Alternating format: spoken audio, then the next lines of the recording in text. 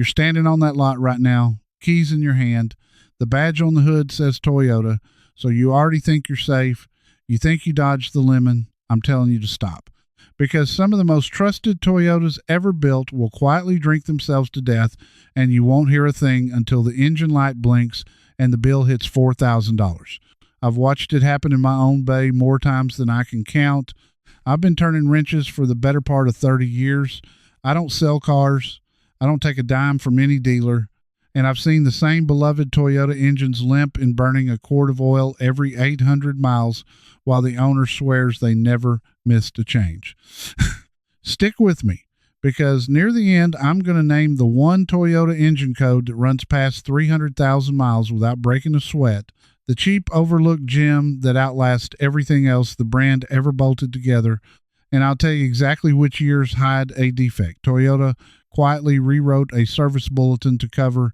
This matters whether you're buying new, buying used, or you're sitting in the driveway right now already owning one.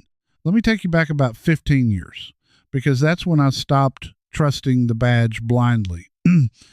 A woman rolled a low-mileage Camry into my shop, clean car, garage kept, records in a folder thicker than a phone book. She told me the dealer said everything was fine, she just needed oil more often.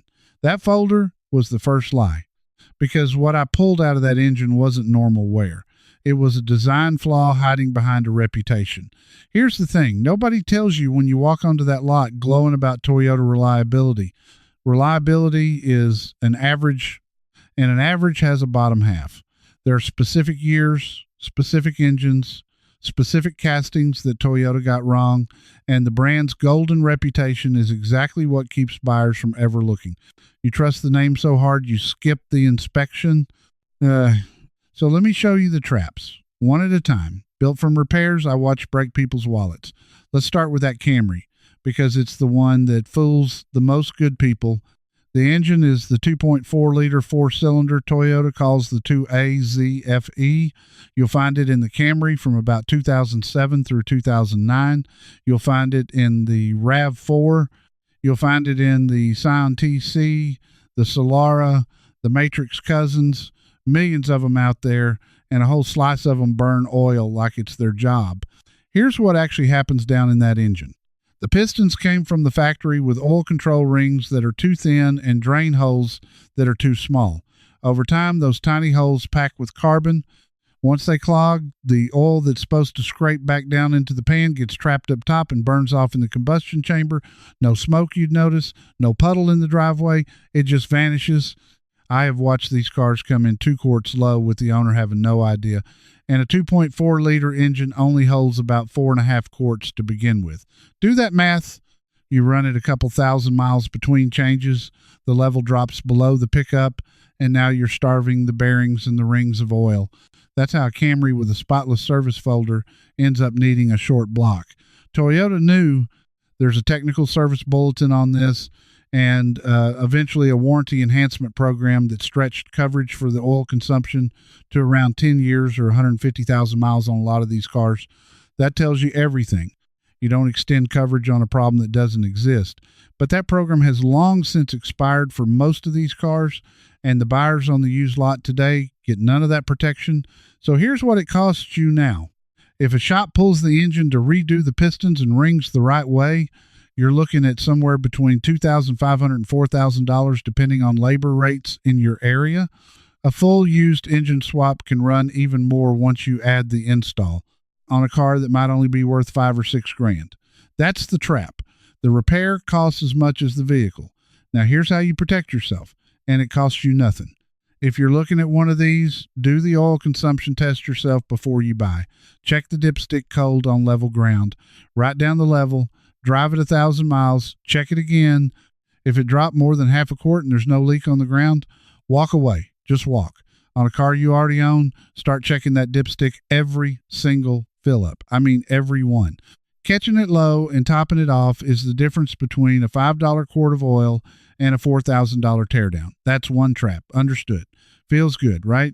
You now know something the guy next to you on the lot doesn't. But here's the part that should make the hair stand up. That Camry problem is slow. It gives you warning if you're watching. The next one I'm going to show you gives you no warning at all. It ends the engine in a single afternoon on the highway because there's a Toyota V6 that a whole lot of people consider bulletproof, and it has a little rubber part that can kill it dead. I'm talking about the 3.5 liter V6, the 2GRFE. Beautiful engine on paper. It's in the Camry V6, the Avalon, the RAV4 V6, the Highlander, the Sienna, the Lexus versions, roughly 2007 up through 2010 or so before Toyota quietly changed the part. And here's the flaw. To feed oil to the variable valve timing system, some genius spec'd a section of rubber hose instead of a solid metal line.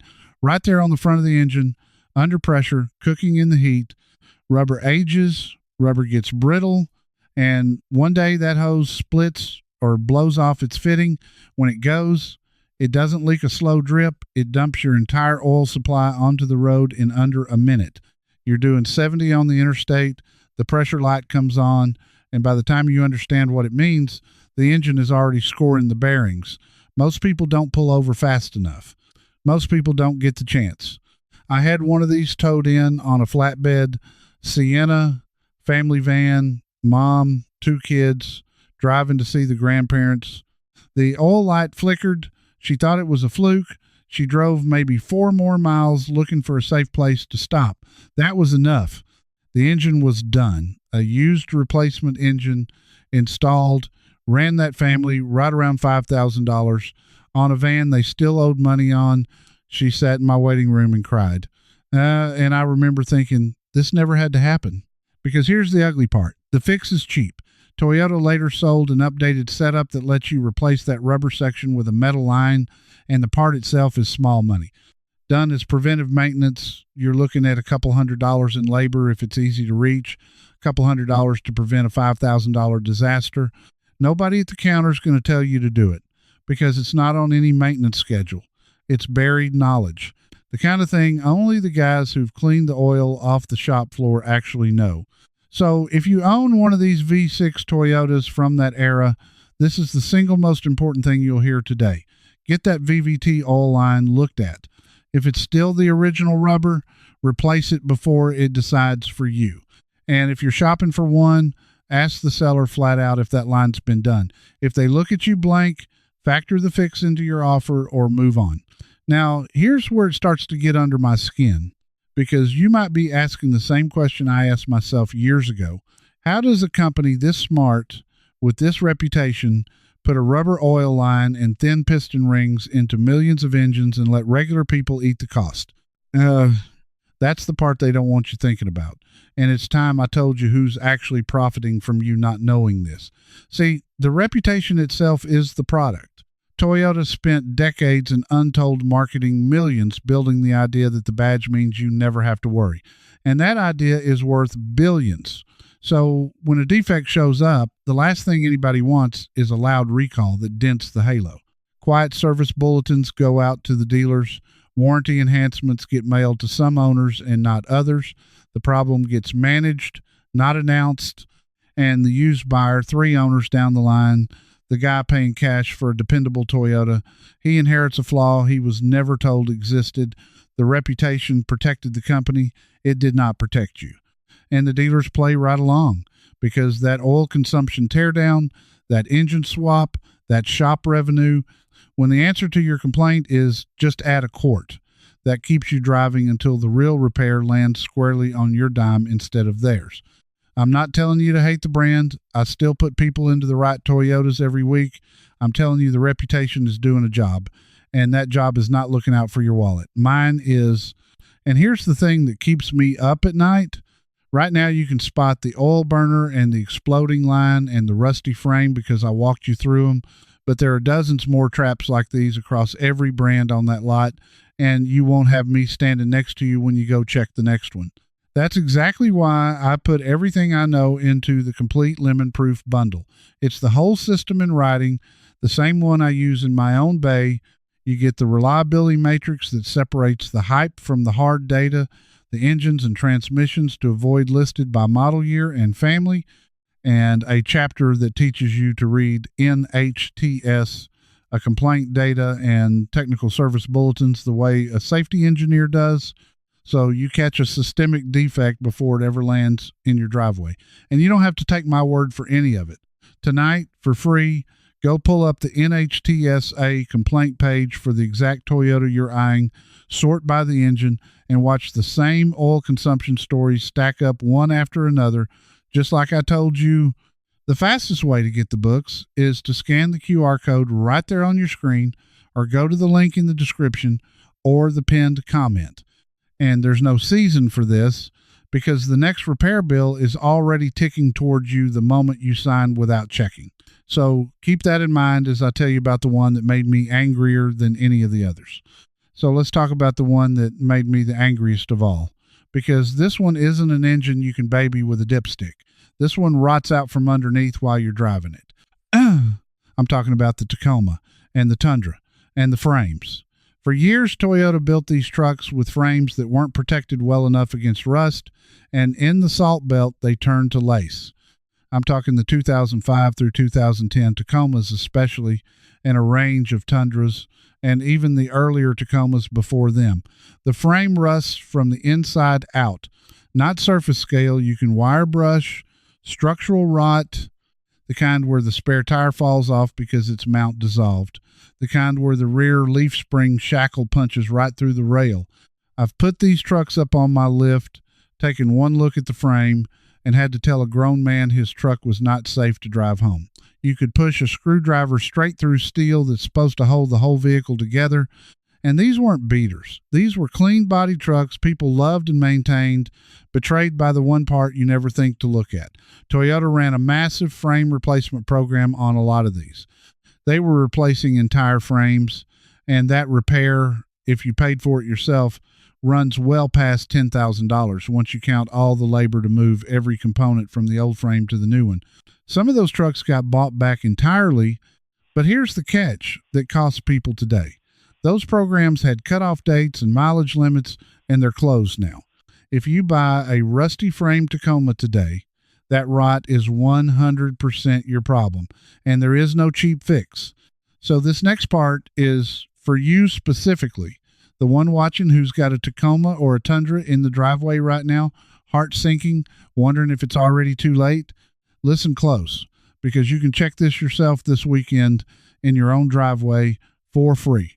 Get the rear of the truck up safely on jack stands, slide underneath with a flashlight and a regular screwdriver, go to the frame rails, especially back over the rear axle and around the leaf spring mounts and the spare tire cross member, tap along the metal, good steel rings solid, and the screwdriver bounces. Rotten steel sounds dull, and the tip sinks in or flakes off big scales of rust. Poke the areas that look scabby. If you push through, or if you knock loose chunks the size of your palm, stop driving that truck and get it to someone you trust. If it's just light surface rust, you caught it early. Clean it, hit it with a rust converter, and get some fluid film or a quality frame coating up inside those rails.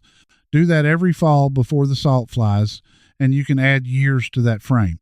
And here's the money move most people miss.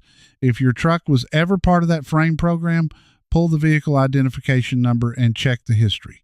Some of these got new frames under warranty, and a truck with a documented replacement frame is actually worth more, not less, because that new steel came with better coating.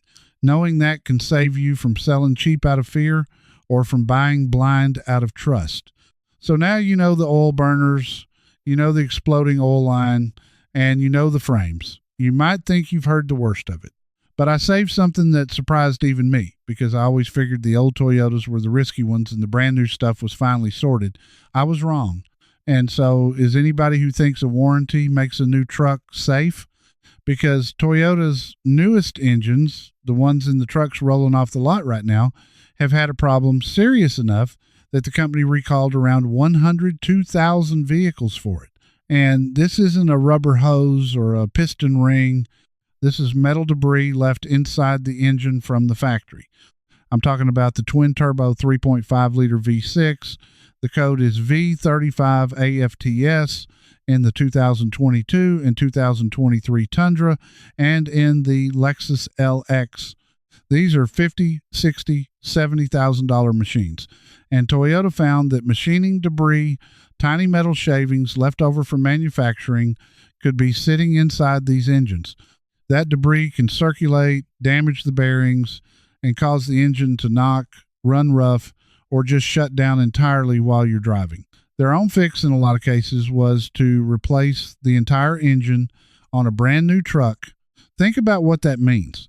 You did everything right. You bought the most trusted truck brand on earth.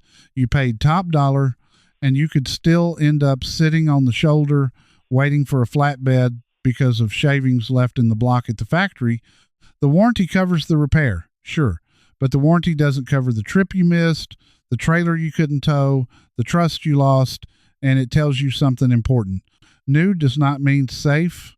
Complexity is the enemy of reliability, and these new twin-turbo engines have a lot more that can go wrong than the simple engines that built Toyota's name. So if you're cross-shopping a new Tundra, do not just assume the newest is the best. Check whether the specific truck you're looking at falls in that recall population and whether the work was completed. The paperwork will tell you. A completed recall is a good thing. An open one on a used example is a bargaining chip and a warning. And here's the pattern I want you to see across every single one of these. The 2.4 burning oil, the V6 dumping it on the highway, the frames turning to rust, the turbo engines full of factory debris. In every case, the failure was known. In every case, it was handled quietly. And in every case, the reputation kept buyers from ever looking under the surface. That's the real cost of a badge you trust too much. It stops you from checking, which brings me to the promise I made you at the start, because I would be no better than the marketing machine if all I did was scare you off Toyotas. The truth is, there is a Toyota engine so tough, so overbuilt, that I will still recommend it to anybody who asks, and it hides in plain sight. Let me tell you where I found the proof, not just my opinion. For years, I trusted my own eyes. The engines I saw crossed 200,000 miles in my bay without a major repair. But eyes can fool you. So I went digging through the long-term reliability data, the high mileage owner registries where people log every truck that crosses 200,000 and 300,000 miles, and the dependability studies that track problems per vehicle over years of ownership. And the same engine kept rising to the top quietly while the marketing shouted about the new turbos. It's the 5.7 liter V8. The code is 3URFE. Toyota put it in the Tundra and the Sequoia from about 2007 all the way through 2021, and in the big Land Cruiser and Lexus versions too. And this engine is the opposite of everything that went wrong with the others. No turbos to fail. A timing chain instead of a belt, so there's no expensive belt service waiting to strand you. Port fuel injection on most of its run, so it doesn't choke on carbon like the direct injected engines do. It's got forged internals and an oiling system built like it was meant to run forever. I have seen these trucks come in at 250,000 miles, 300,000 miles, still on the original engine, still pulling a trailer, needing nothing but fluids, plugs, and the occasional water pump. The bottom end simply does not quit. And here's the beautiful part, the part that makes this the overlooked gem. Because everybody chases the newest truck, a clean used Tundra with the 5.7 can actually be a smart buy. You get an engine that will very likely outlive the payments without the direct injection carbon headaches, without the twin turbo complexity, without the factory debris recall hanging over it. The thing that keeps it off the top of the shopping list is that it drinks gas and it's old news. But if what you want is a truck that starts every morning and runs past the odometer rolling over, this is the one the data quietly crowns. Now, I'm not going to lie to you and say it's perfect, because that's exactly the kind of talk that got you into trouble in the first place. Watch for exhaust manifold cracks on the higher mileage ones, and there was an air injection pump system on some of the early ones that can throw codes and cost a bit to sort. But those are known, fixable, bolt-on problems. None of them are the engine eating itself. None of them leave you on the shoulder with a dead short block. Compared to a rubber oil line that ends the motor in 1 minute, a cracked exhaust manifold is a Tuesday afternoon. So there it is. The truth that got buried under the newest, shiniest, most expensive thing on the lot. The 5.7 liter V8 was Toyota building an engine the old way, the honest way, before complexity and fuel economy targets pushed them toward turbos and direct injection and thin little rings. One honest look at the high mileage data preserves it, and now you have it. When somebody tells you to skip the old thirsty V8 and finance the new twin turbo, you'll know which one is actually going to be running in 15 years. Let me pull this all together for you, because I don't want you walking off that lot with just a list of part numbers in your head. I want you walking off knowing you're not going to be the one crying in my waiting room. You came here trusting a badge. You're leaving knowing that trust is exactly what the people selling these vehicles count on. That's not a reason to fear every Toyota. It's a reason to check the one in front of you, because now you know precisely where to look. You're the kind of driver who refuses to be handed a story and told to sign. You want the truth under the hood, not the sticker on the window, and you've got it now. So do me a favor and tell me one thing down in the comments.